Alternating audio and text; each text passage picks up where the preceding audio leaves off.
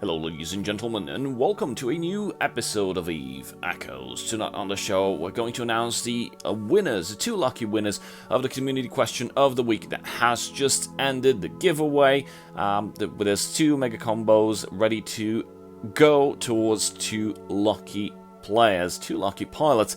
Let's see who those are. Basically, the question was, what will you do with scanning? Will you be exploring for loot or explore other people, if you know what I mean? So, random.org picks the first winner. The first winner is Deck87. Explore for loot. If I'm exploring for other people, it will be to avoid them.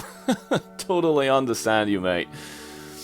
But I don't think that's how it works. Usually people scan you down. It's when you want to avoid other people, you don't go exploring for other people. You basically just get the hell out and, I don't know, try not to hit a gate camp.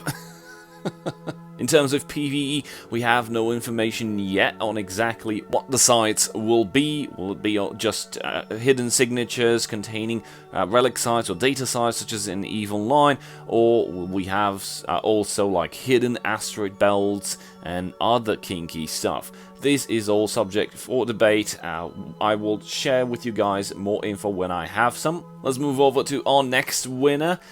Random.org picks us. Let's see, scroll, and it's GicaForta, with the comment definitely both, since the soft mechanic is basically garbage. My alliance has had some unwelcome guests managing to drop capture layer outposts in some of our systems. Yeah, that sucks, because if you're not really close to them, you cannot see them. Also, I love exploration in EVE Online, so I'll probably disappear for a while I am exploring. Yes, this is something that I'm totally waiting for, and I can't wait to get my hands on the scanner, build a ship, properly fit it for exploration purposes. It remains to be seen what I'll do first, probably the loot side, the PvE side. Try to understand, maybe it won't be any PvE, just scan stuff down and hope no one finds you while you try to hack those containers, and then I'll probably move to PvP, or I might just get a ship that does both, and I'll get back to you with a video on that in the near future. Meanwhile, congratulations GicaForta and Deck87. To claim your Omega Combo clone, please leave a comment below with your in-game name and your character ID so I can use that information to pass it down to the people handing over the prizes. Also, thank you all for participating. It was an awesome community question of the week. I've got so many responses. There was so many fun stuff to discuss in the comment section. You can pretty much go have a few videos back and scroll down to the comment section, and you'll be baffled by the quality of comments that have been posted there, either in regards to PvE or PvP or plain damn right piracy. I just made a rhyme. I'm on fire today. Please stick around until the end of the video, because we will be having yet another community question of the week with yet another 2 Omega Combo clones ready to be given out to 2 randomly picked winners. But for now, for the grand reveal, well, I've been in touch with the Alpha and Omega. I'm just kidding. Basically, the community manager, Joseph, and developers have agreed to share with us some information regarding the exploration feature. You guessed it right. Now, there's not much to chew here. There's just 2 screenshots that have been shared, and the quote was, "Please keep in mind, these are all subject to change. These are not final versions." Whatever you see in this screenshot, but the fact that they're there, it means that there's art for it, there's menus for it, and there's some interesting mechanics, and we'll see it in a moment. The first screenshot is this one. So I have no idea what this might be. It's either the data analyzer and relic analyzer, or it's plain simple the scanners. Basically, the left scanner being the combat scanner, or the right scanner being the hidden signature scanner. Now, we have no information exactly what these represent. We know this is artwork that will be used in the exploration feature, and most specifically will tie down to exactly 2 modules. So which is which, I don't know, but given the fact that they pretty much look the same and they have like a dish with some scanning equipment. As you can see, there's like a radar thingy. This pretty much tells us that these are the two main scanners. One for scanning hidden signatures and PvE content, whatever, and the other one for hunting players. Well, I could be totally wrong, and it could be something entirely different. Now, the next screenshot that we have is completely baffling. For some people, it might be something to be sad about.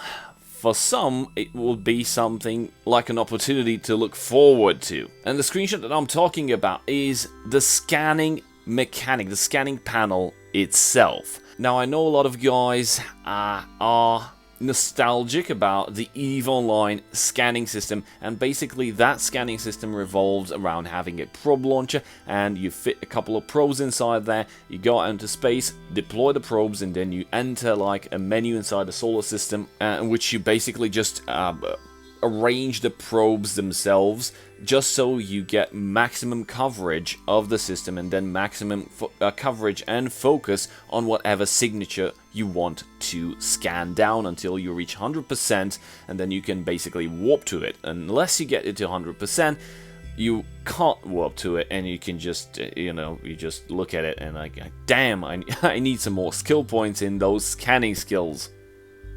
Here, it looks like it's going to be entirely different, so this is why I say probably some players, being nostalgic after the EVE Online scanning system, will be disappointed, but fear not.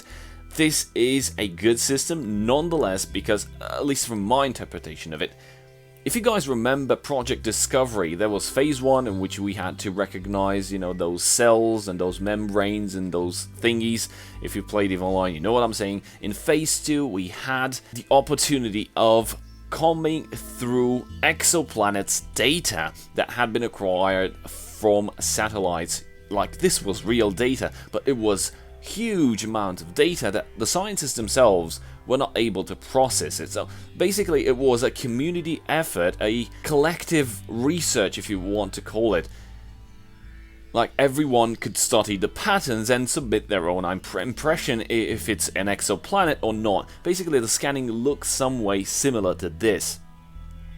So we had like a panel with some stuff, and you had to overlap the signals and try to determine if whatever passed in front of the sun was an actual shadow of a planet or not. Now, in our case, the panel, as I mentioned, looks somewhat similar. We have several signals, as can be observed on the right side of the screen. We have several signals that you can see, signal 1, signal 3, signal 4, blah blah blah, and basically you need to match whatever you want to scan down, and you need to eliminate the things that are obvious or the things that interfere with your scanning. For example, we can see that on the right side we have 4 planets that emit various signals. I think it can be compared with how the sonar works for the submarine. So the sonar basically sends out a signal and waits for its return. If it bounces something, it means something is there. So I'm guessing all these objects that are in space, be it beacons or be it signatures or be it, I don't know, planets, they emit a specific pattern that you will be able to recognize, match, and then exclude them from your search because you don't want interference. So we have analyzed the signal, received signal wave, and target waveform. These are the main 3 components that you want to match, and you need to exclude everything that does not look like what you're trying to get. As you can see, the lava planet has a different waveform, the ocean and the Arctic planets have different waveforms, wavelengths. And also we can observe on the lower right side of the signal pattern that we have related skill, and it says 76 out of 200. So I'm guessing that these numbers increase as you train your skills, your scanning skills. By the way, there's a category inside the skills menu that focuses specifically on exploration, and there's nothing in it right now. I touched on this, I think, several months ago when I discovered it, and like, whoa, there's nothing here, will be added. And then actually the developers confirmed, if you guys remember, that we will be having exploration in the near future. Well, this is definitely coming to Eve Echoes, and it's coming in May, hopefully without any major bugs. But by the looks of it, this panel itself with the signal and the scanning looks highly interactive, and that's all I can determine. It will probably be a very nice experience to do exploration, and it will be like the mini games that we all wanted, and like match the waveform, yay! Other than that, I have no other info on what exactly will be the sites, what exactly will be the loot. We can determine from the roadmap in the Trello that there will probably be some components that will be used to convert, also probably the blueprints for the B-type modules, plus components to be able to reprocess the C-type modules and then turn them using the reprocessed materials, plus the components that you find, plus the blueprint that you find, into B-type modules, you know, the Python B-type, the Corpum B-type, those kind of things. And most likely, we'll also have something in terms of industrial rigs or rigging, because there's something in the Trello roadmap that mentioned a rigging. So I don't know exactly if we will get the Mark IV variants of the rigs. That would be amazing, but I cannot confirm yet anything related to that. Cross my heart and hope to die, I really don't have any more info. This is all that I have, but this info nonetheless just, I don't know, got my heart popping, and I'm really, really excited, and I really hope, for the sake of God, that this feature will be good, and this feature will be tested properly. I don't know if we will get this in the April public test server to test and toy around with. I doubt it, because it's most likely not ready. If we are in the beginning of the April and they mention that this is not finalized, we'll probably not see it in the public test server. What's your first impression regarding this? And we've reached that point in the video in which we announce the next community question of the week. And this week's question is, if exploration is profitable, will you completely abandon PvE?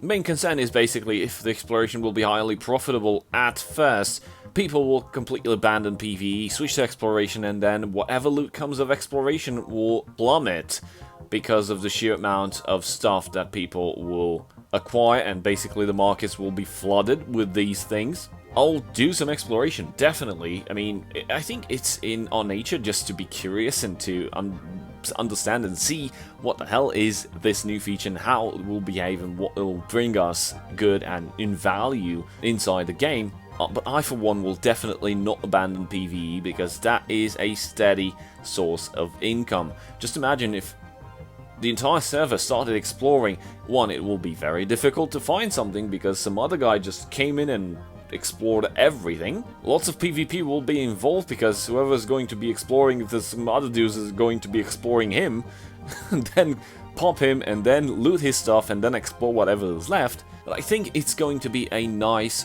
change of pace, and it's going to bring a lot of value and improve the dynamics of the server and the player base. Leave a comment below with your answer and participate in this giveaway. I highly await your comments. It'll probably be debates all over the comment section. This is awesome. This is going to be awesome in terms of how we interact as a community, and I'll probably be all over the place trying to respond and trying to talk to you guys. Remember, if you like what you're seeing here and want to help this channel grow, throw in a like and a subscribe. And if you really want to help me keep this channel alive and support me as a content creator, there's a YouTube channel membership. There's a link below in the description, or there's the join button right down below this video, and you can click that, inspect whatever perks you like, and you can apply, I don't know, and help me with a monthly donation of at least $2. That's it for today. I hope you learned something. Thank you guys for watching. A very big shout out to my channel supporters, and I'll see you guys next time. Cheers.